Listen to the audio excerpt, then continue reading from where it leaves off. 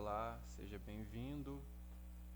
Esse é o meu trabalho sobre a engenharia química aplicada às indústrias de papel e celulose.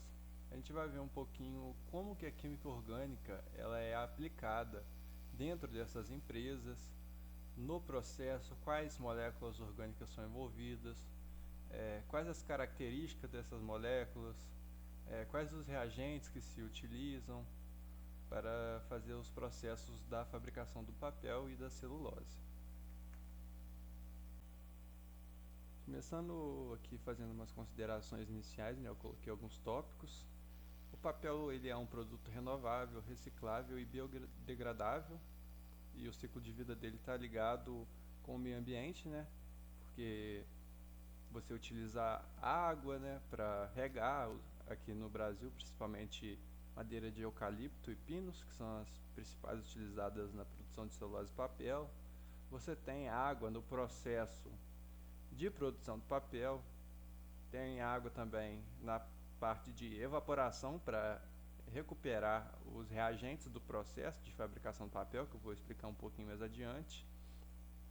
Outro tópico aqui é que no Brasil toda a celulose utilizada nas indústrias é proveniente de florestas plantadas, ou seja, não é derrubada nenhuma árvore, pelo menos estatisticamente. A gente sabe que é impossível ser 100%, mas os dados apontam isso. Então, nesse sentido, né, o uso sustentável dos recursos, o solo e a água, é de interesse das empresas, para que a atividade econômica não seja interrompida, né, por causa de algum descumprimento da lei, ou mesmo de a madeira acabar eventualmente. E aqui eu já falei disso, né? As principais árvores utilizadas no Brasil para a produção são o eucalipto e o pinus. Eu trouxe um gráfico aqui da produtividade e rotação média no Brasil contra outros importantes países, né?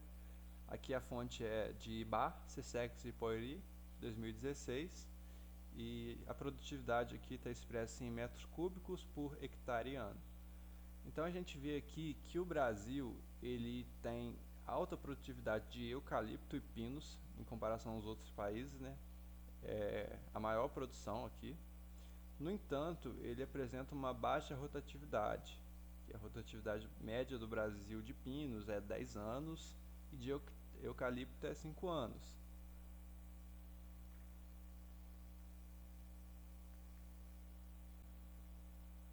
Outro dado que eu trouxe aqui para a gente também é a área de árvores plantadas, que é o dado de 2016, né, da mesma fonte, que em 2016 a área plantada de eucalipto era de 5,67 milhões de hectares, comparado com pinos 1,58 e outras árvores 0,59. É bastante árvore, né? Eu trouxe também um mapa das áreas das árvores plantadas no Brasil por estado, e a gente vê aqui por esse mapa, também tem na fonte, que Minas Gerais é o maior produtor. O nosso estado aqui tem muitas empresas desse ramo. Para corroborar o que eu disse, eu trouxe aqui a composição da área, tipo, para que a área é destinada, né? Para quem que ela é. E a maioria, a gente vê aqui, ó, 34% é para a indústria de celulose e papel.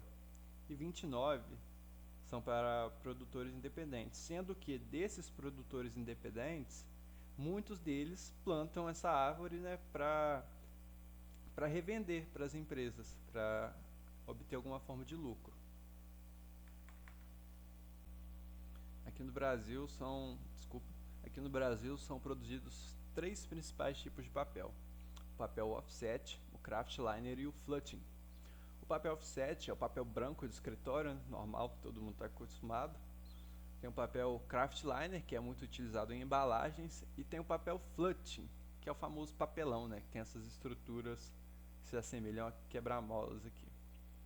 Falando da estrutura da madeira, ela é composta basicamente por celulose, lignina e hemicelulose. A função da lignina e da hemicelulose é manter as fibras de celulose coesas, juntas, amarradas. Essa é a função da lignina, da hemicelulose. A gente tem aqui uma representação da molécula de celulose, que é formada pela polimerização das moléculas de beta-glicose, também chamada de hexosana, por meio de ligações beta 1,4 glicosídicas, que são essas ligações aqui. E o número de monômeros constituintes desse polímero geralmente está entre 300 e 700, mas também pode passar de 7.000, pode ser uma cadeia bem longa. Passando o slide aqui, a gente tem também uma coisa muito interessante nessa molécula de celulose, que é interessante para as indústrias de papel, que é o que? As ligações de hidrogênio. Olha só o tanto de ligação de hidrogênio que tem. Então, isso faz com que a molécula tenha alta resistência mecânica.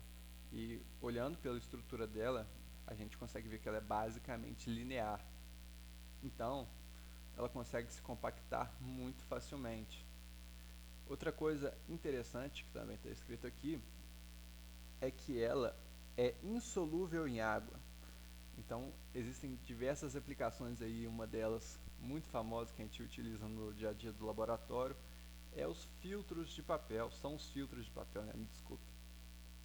Então, a água não dissolve, o papel ele é poroso, então deixa passar algumas substâncias, deixa passar água, mas também retém as impurezas, algum sal que não está dissolvido na água, enfim.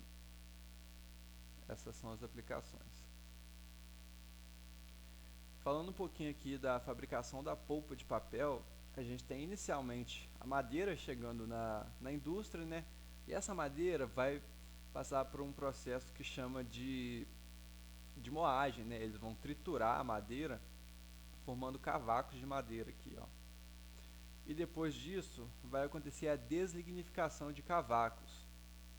O que é a deslignificação de cavacos? Deixa eu voltar aqui um pouquinho. É remover a lignina dessa fibra de madeira, desse pedaço de madeira. É o primeiro processo que ocorre lá. E para isso, se utiliza uma solução alcalina forte. Aqui os processos mais modernos, né, mais utilizados, utilizam sulfato de sódio e hidróxido de sódio para dissolver a lignina das fibras da celulose. A gente tem aqui então a molécula da lignina, muito complexa, um polímero que inclusive, pelas minhas pesquisas, ela também não está totalmente elucidada ainda qual a estrutura dela, pois por ser muito complexa. Então a gente chega no ápice aqui da nossa apresentação, que é o processo chamado processo Craft, que é o mais utilizado no Brasil para se produzir a celulose. Então o que acontece nesse processo? Na primeira etapa, peço até desculpa por estar um pouco apagado aqui, mas eu vou falando. Os cavacos de madeira, né, são colocados num tanque junto com licor branco, que é a mistura de sulfeto de sódio com hidróxido de sódio. E esse sulfeto ele vem do sulfato de sódio misturado com água e acontece a reação ácido-base. Então, após isso, vai acontecer aqui o cozimento, né? Primeira etapa chama pulpação. Vai se aquecer essa solução e vai ter aqui o licor e os cavacos cozidos. Esse processo, ele quebra a lignina. Então aqui vai acontecer esse processo, vai vir para o tanque que chama de lavagem. Nesse processo de lavagem, se joga água, né, chamada água de lavagem, e se retira a celulose. Após isso, vai ficar o licor negro residual, né, que é a lignina dissolvida junto com as impurezas e os reagentes, que vai passar para uma etapa de evaporação. Então a gente vai ter esses reagentes aí, a lignina, as impurezas, todos bem concentrados. Então após isso vai passar por uma etapa de combustão, né, para acabar de secar a água, e vai entrar no processo de caustificação, que tem a lama de cal aqui, primeiramente envolvida, adicionando carbonato de cálcio. Após isso, se adiciona óxido de cálcio, regenerando aqui o sulfeto de sódio e o hidróxido de sódio, fazendo assim do processo um processo cíclico. A lignina, então, ela basicamente é totalmente degradada por esse processo e resta apenas a polpa celulósica de eucalipto, que é a nossa celulose. Contudo, é importante ressaltar aqui, até por isso não trouxe, que essas reações do processo Craft, da quebra da lignina, são muito complexas pela forma da molécula, né? A molécula nem é totalmente conhecida ainda, olha o tamanho dessa molécula, tanto de lugares que é possível um nucleófilo atacar aqui. O que se sabe é que a lignina presente nos cavacos de madeira é quimicamente quebrada em fragmentos menores pelos íons hidroxila e hidrosulfitos, que são formados, né, pelo sulfato de sódio e o hidróxido de sódio em contato com a água, em reação com a água. A reação ácido-base, né, que está em equilíbrio e tem essas espécies presentes no meio. Os fragmentos de lignina que foram quebrados, eles então são dissolvidos com os íons fenolato ou carboxilatos.